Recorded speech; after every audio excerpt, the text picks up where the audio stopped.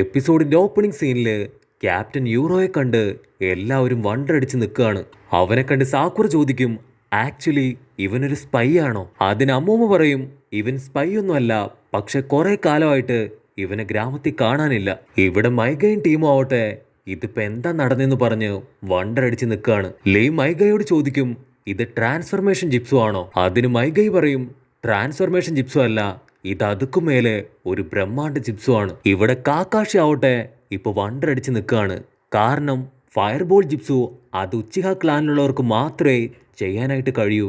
ഇതെങ്ങനെ സംഭവിച്ചു എന്നറിയാതെ ഇപ്പൊ കാക്കാഷി വണ്ടടിച്ച് നിൽക്കുകയാണ്. കട്ട് ചെയ്ത ഒരു പാറയുടെ പുറത്തിരുന്ന് കിസമിയും ഹിറ്റാച്ചിയും എന്തൊക്കെയോ ചെയ്തുകൊണ്ടിരിക്കുകയാണ്. കിസമി പറയും, എന്റെ ചക്ര പവർ അത് ഡ്രെയിൻ ഔട്ട് ആയതുകൊണ്ട് ഞാൻ തോറ്റുപോയി.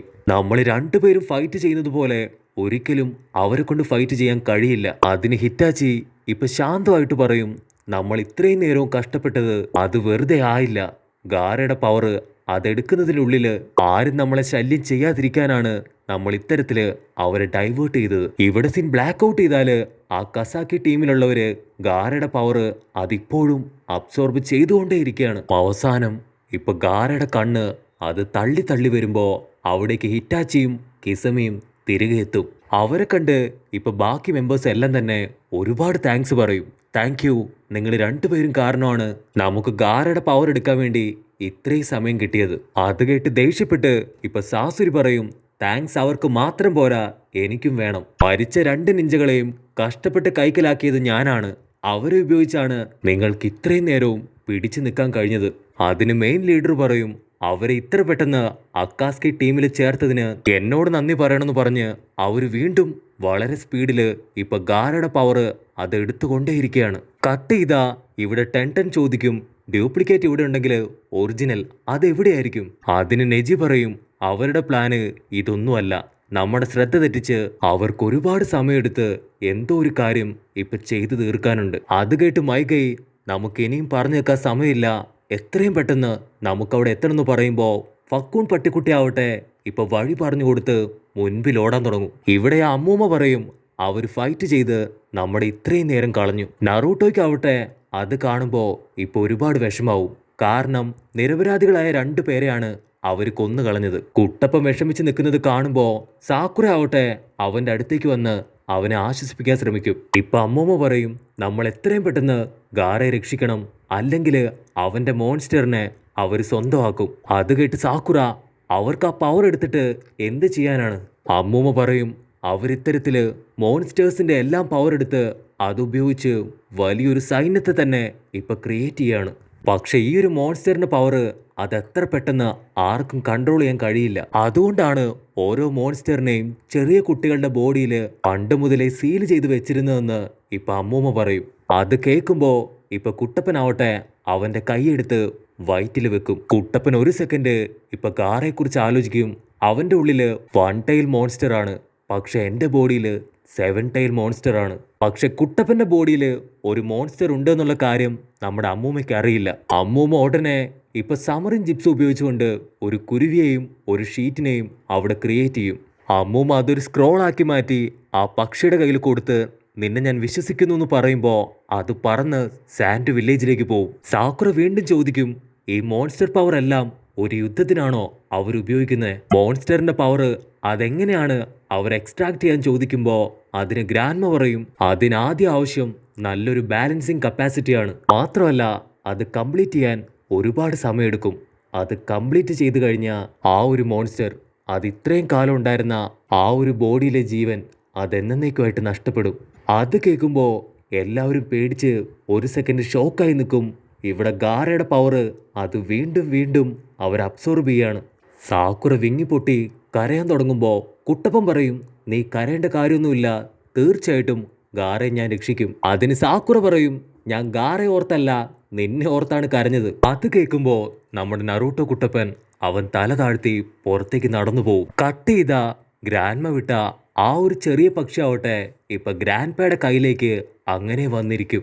ഇവിടെ കങ്കൂറ ആവട്ടെ അവൻ ബെഡിൽ നിന്ന് എഴുന്നേറ്റ് ഇപ്പൊ പുറത്തേക്ക് പോകുന്ന കണ്ട മാസ്റ്റർ ആള് വണ്ടറടിച്ച് ഇപ്പൊ കങ്കൂറയോട് പറയും, നീ ഒരിക്കലും ഈ സമയത്ത് പുറത്തു പോകാൻ പാടില്ല. അതിന് കങ്കൂറ പറയും, എനിക്കിങ്ങനെ കൈയും കെട്ടിയിരിക്കാൻ സാധിക്കില്ല, ഗ്രാമത്തിലേക്ക് എന്തോ ഒരു സീക്രട്ട് മെസ്സേജ് വന്നിട്ടുണ്ട്.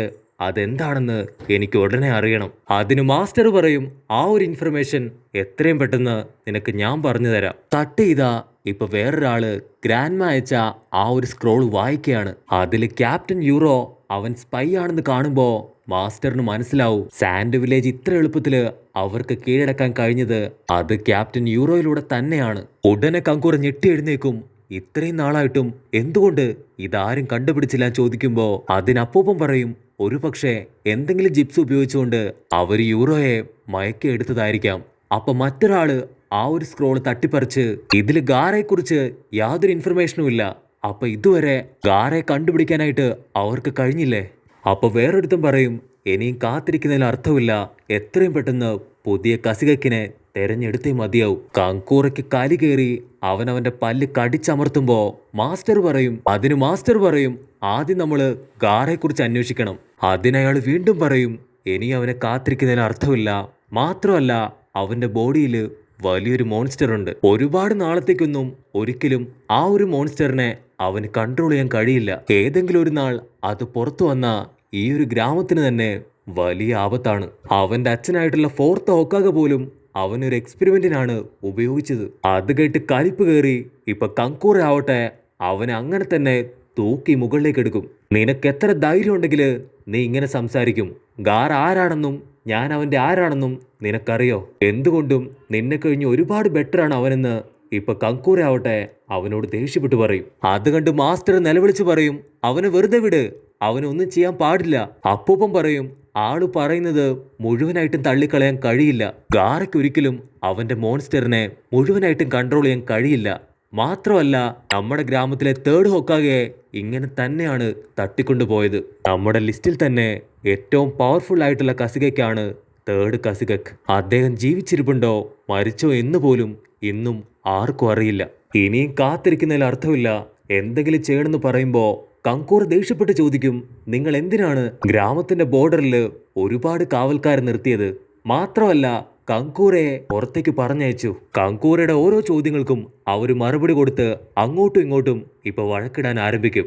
അത് കേട്ട് കങ്കൂർ ദേഷ്യപ്പെട്ട് പറയും, എന്തൊക്കെയാണെങ്കിലും ഗാറ അവൻ എൻ്റെ അനുജനാണ്, അവനെ തിരികെ കിട്ടുന്നത് വരെ ഞാൻ വെറുതെ ഇരിക്കില്ല എന്ന് പറയുമ്പോ ഇവിടെ ആ ഒരു അക്കാസ്കി ടീമാവട്ടെ ഗാറയുടെ ഉള്ളിലെ ആ ഒരു മോൺസ്റ്ററിന്റെ പവർ അത് ഏകദേശം മുഴുവനായിട്ടും അബ്സോർബ് ചെയ്തു കഴിഞ്ഞു. അവന്റെ ജീവൻ നഷ്ടപ്പെടുന്ന ആ ഒരു സമയത്ത് ഒരക്കാസ്കി മെമ്പർ ഇപ്പൊ ഹിറ്റാച്ചിയോട് ചോദിക്കും, നീയുമായി ഫൈറ്റ് ചെയ്ത ആ ഒരു ഗ്രൂപ്പിലെ മെമ്പേഴ്സ് അതാരൊക്കെയാണ്? അതിന് ഹിറ്റാച്ചി പറയും, കാക്കാഷി, സാക്കുറ, നയൻ ടൈൽ ഫോക്സിന്റെ പവറുള്ള ആ ഒരു കുട്ടപ്പൻ, അവസാനമായിട്ട് ആ ഒരു ലേഡിച്ചിയോ അമ്മൂമ്മയും അവരുടെ കൂടെ തന്നെ ഉണ്ട്. അത് കേൾക്കുമ്പോ ഇപ്പൊ സാസുരി ഒരു സെക്കൻഡ് ഷോക്കായി പോവും. കട്ട് ചെയ്താ ഇവിടെ കുട്ടപ്പനാവട്ടെ ഒരുപാട് പവർ ഉപയോഗിച്ചുകൊണ്ട് തന്നെ അവൻ ഷിവർ ചെയ്താണ് ഇപ്പൊ മുൻപോട്ട് പോയിക്കൊണ്ടിരിക്കുക.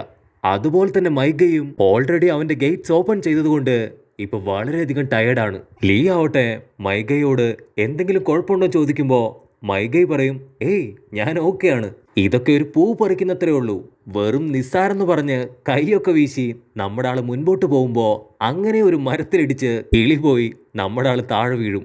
അതേ സമയത്ത് ഇവിടെ കങ്കൂറ ആവട്ടെ അവൾ അവളുടെ ടീമിനെ സെറ്റ് ചെയ്ത് ഇപ്പൊ ഗ്രാമത്തിന്റെ ബോർഡറിലേക്ക് ഓടി വരും. കട്ട് ചെയ്ത കാക്കാഷി എല്ലാവരെയും ഒരു പ്രത്യേക സ്ഥലത്തേക്ക് വിളിച്ചുകൂട്ടി നമുക്കിനി കുറച്ചു നേരം ഇവിടെ റെസ്റ്റ് ചെയ്യാന്ന് എല്ലാവരോടും പറയും. അതിന് കുട്ടപ്പൻ പറയും, അയ്യോ ഇല്ല, നമുക്ക് എത്രയും പെട്ടെന്ന് ഗാറയെ രക്ഷിക്കണം. അതിന് കാക്കാഷി പറയും, ഇപ്പം നമുക്ക് ആർക്കും വേണ്ടത്ര സ്ട്രെങ്ത് ഇല്ല, അവിടെ എത്തി ആ ഒരു വില്ലന്മാരുമായിട്ട് ഫൈറ്റ് ചെയ്ത് ഗാറയെ തിരികെ പിടിക്കണമെങ്കിൽ തീർച്ചയായിട്ടും നമുക്ക് സ്ട്രെങ്ത് ആവശ്യമാണ്, അതിന് റെസ്റ്റ് എടുത്തേ തീരൂന്ന് പറയുമ്പോ കട്ട് ചെയ്ത ഇപ്പൊ സെറ്റ്സു അവൻ പതിയെ നടന്നു വന്ന് അവിടെ കിടന്ന ആ ഒരു ബോഡി ഡിസ്പോസ് ചെയ്യാൻ ശ്രമിക്കുന്നതോടുകൂടെ ഈ ഒരു എപ്പിസോഡും അവസാനിക്കുന്നു. എപ്പിസോഡ് ഇഷ്ടപ്പെടുകയാണെങ്കിൽ തീർച്ചയായിട്ടും ലൈക്ക് ചെയ്യാനും കമന്റ് ചെയ്യാനും ഷെയർ ചെയ്യാനും മറക്കല്ലേ. അടുത്തൊരു അടിപൊളി എപ്പിസോഡുമായിട്ട് കാണുന്നവരെ it's me with Mallu episode.